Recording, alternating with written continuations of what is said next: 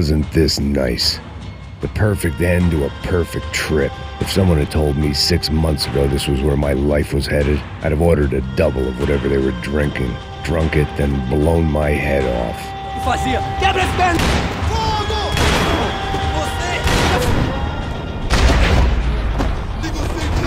Tente outra vez! Another dark, rainy night. Another police station. Another futile crusade for amends. Time moves forward, and nothing changes.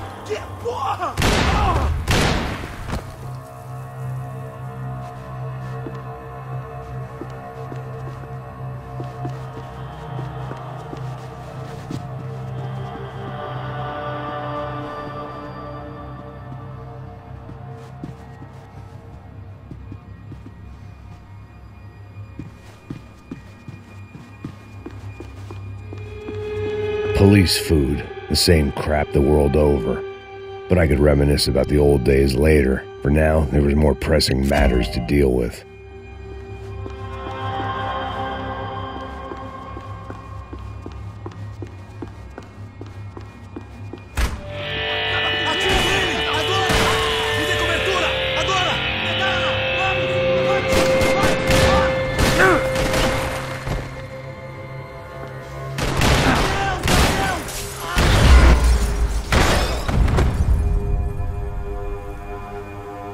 They'd come from the control room. It looked like the security cameras were still running.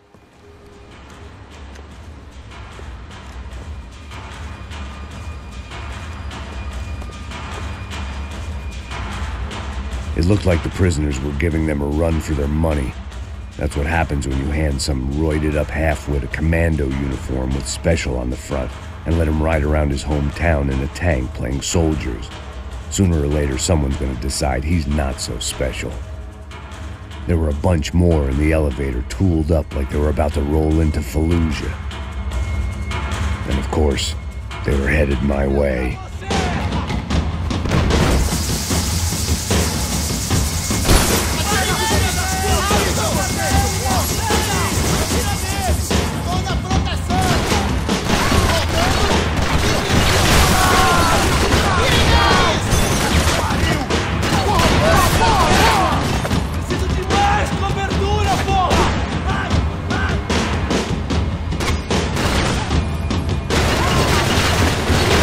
Ah!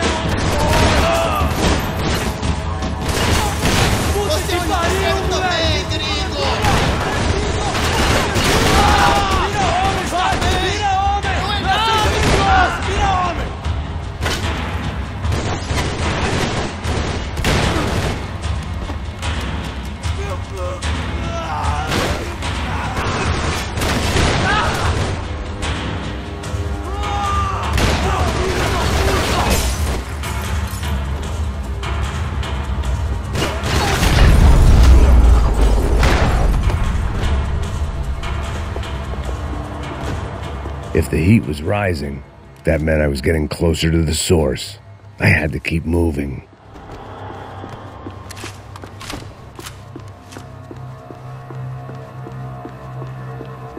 Seemed the anti-drug squad had a few habits of its own.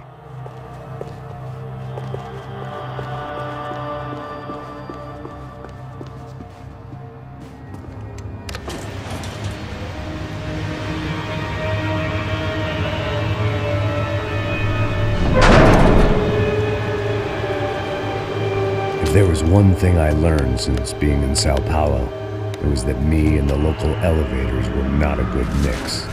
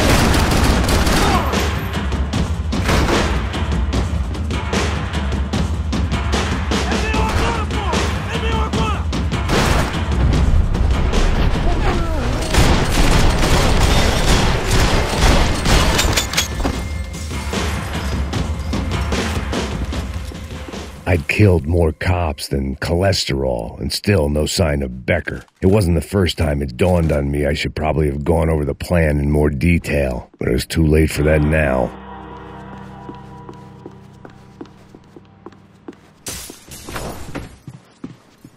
AUP. Those were the guys who jumped the yacht in Panama. And what was this? Had the Brazilian cops tipped them off about the money? If I didn't hurry, Becker would be long gone.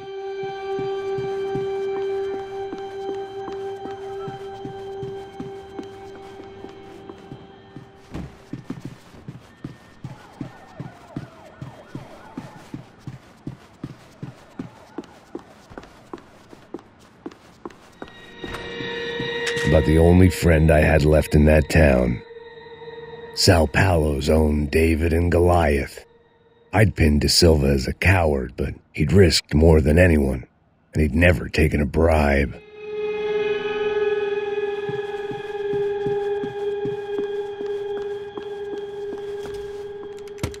I still didn't know how I'd gone from drinking myself numb in New Jersey to looting corpses in Brazil, but this was where I was, 5,000 miles from a home I couldn't go back to, on another suicide mission to clean up a mess that wasn't even mine.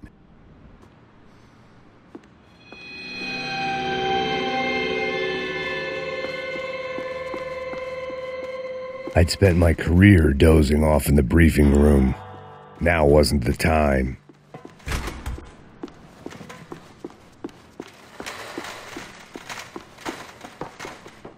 The CS were all but out of business in Sao Paulo, and suddenly Becker and Victor looked like local heroes in the war on crime. They'd really gotten their money's worth outsourcing their problems onto me. My old pal Serrano. We'd both been unwitting clowns in this sorry circus. Part of me hoped he'd made it out of that hotel alive. I didn't recognize the guy. Maybe this was the new slum king Da Silva had talked about. A throne never stays empty for long. Fame at last. It was no great surprise I'd made Ufe's most wanted list. I hadn't done much to improve the reputation of Americans abroad over the past few weeks. And there they were, my illustrious employers. 3 dead and still every chance I'd go 4 for 4. None of this was going to look good on the resume. And I was in good company. Howell Passos, sent up north to find a washed-up gringo who would act tough and play dumb. Boy, did he ever deliver.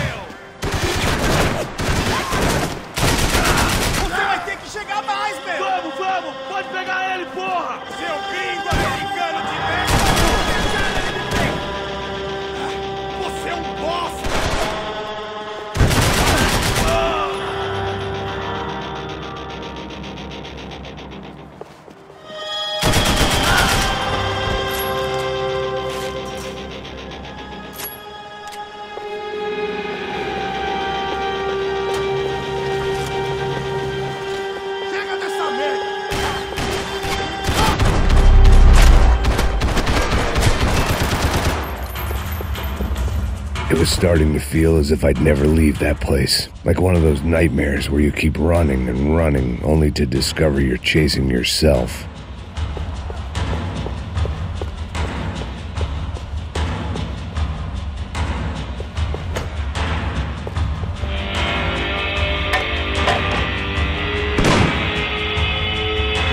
Tear gas. This wasn't good.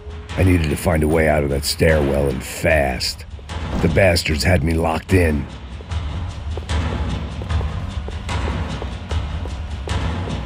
That would have been too easy.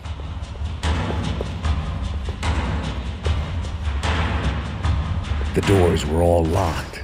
There had to be. My eyes and throat burned, but at least I could breathe. I was trying to work out what direction I was headed in when I discovered some more Brazilian architecture not designed for the American physique.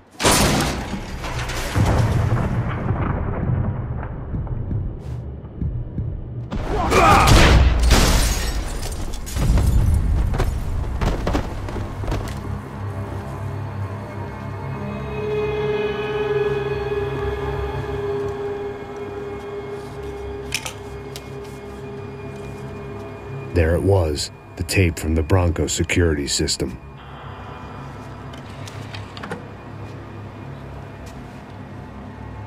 Jesus, it was that guy. I had seen him in the favela, Bachmeyer, Becker's right-hand man. His time would come, him and Becker.